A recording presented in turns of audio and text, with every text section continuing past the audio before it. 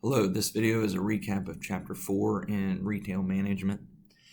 Chapter 4 is about customer buying behavior, and really the chapter is broken into three main parts: the buying process, segmentation of customers, and the factors that affect buying decisions. So the chapter opens with a look at the buyer process. Graphic Exhibit 4.1 on page 87 outlines the five major steps. Those five steps are need recognition, information search, evaluation of alternatives, and then the actual purchase, and after that, post-purchase behavior.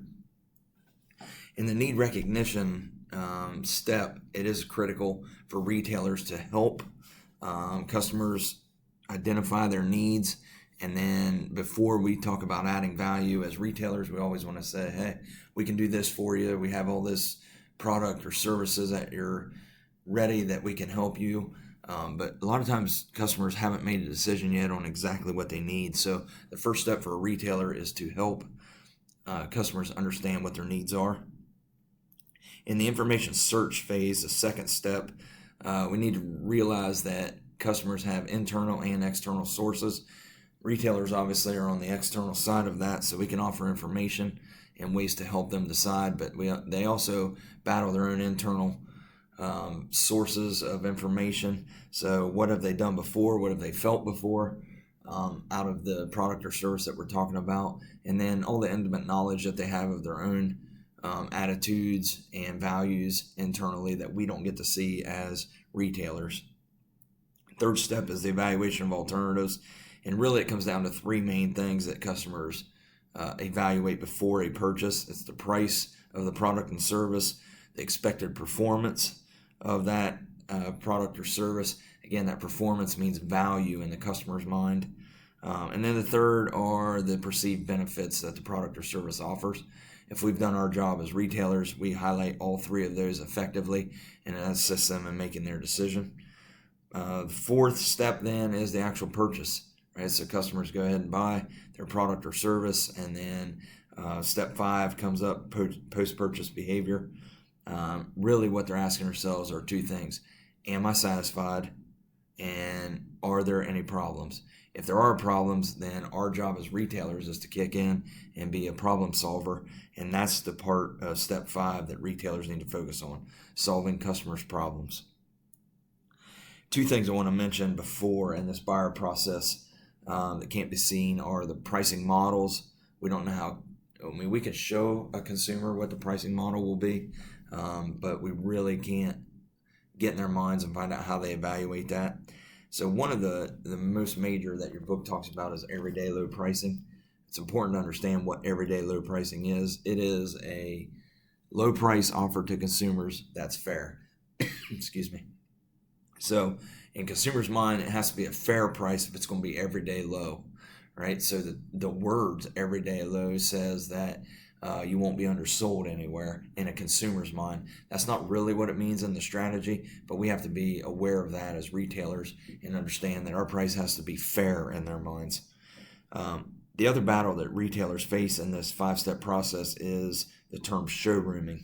Again, showrooming is a fairly new phenomenon where customers go out to retail locations, they look at items, they test items, and then they go home and buy online.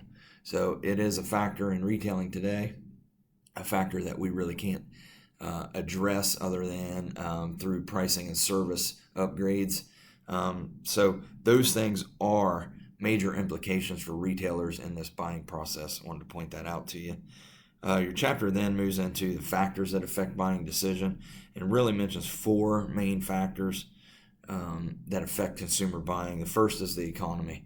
Economy's up, people spend more. If the economy's down, they save more. It's just the way the economic cycle works. No different for retail management. Secondly, family influences, right? So family influences a lot of purchases, especially major purchases, cars, homes. So family members like the area, they will, might suggest you buy a home in this area. Cars are more legacy purchases. I drive a Ford because my dad's dad drove it, my dad's grandfather drove it, his grandfather before him, and so on. You get the idea. So family influences a lot. And then individual consumer reference groups. Who do they work with? Who are their best friends? Their spouse, their boyfriend, girlfriend. Those types of people have influence on how consumers spend money and where they get information. And then the last is culture as a whole. Has an influence on how they buy and what they buy. Third part of this chapter really deals with the segmentation of customer groups. And really, I just want to remind you that segmentation is the division of customer groups by characteristics that are common to them.